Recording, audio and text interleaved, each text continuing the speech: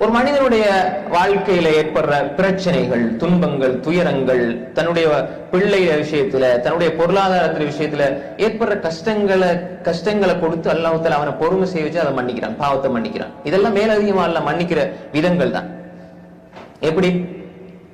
மா யுஸீபுல் முஸ்லிம் மின் நஸபின் வலா வஸபின் வலா ஹம்மின் வலா கம்மின் வலா அதா ஹத்தா ஷௌகத்து யுஷாகுஹா ஃபி ரிஜ்லி.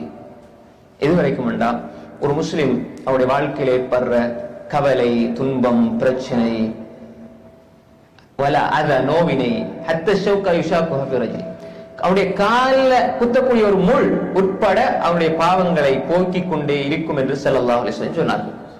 அப்ப ஒரு ஒரு நம்ம நடந்து போறோம், திடீர்னு இடறி ஒரு இதுல காலில் தடுக்கப்பட்டு கீழே விழ போறோம்டா, நம்ம விழப்போறோம் என்பது நம்முடைய தவறு, கவனம் நம்ம யோசிக்கிற அதே நேரம் இதன் மூலமாக அல்லாஹ் ஒரு பாவத்தை மன்னிக்கிறான் என்பதை நம்ம புரிஞ்சு கொள்ள வேண்டும்.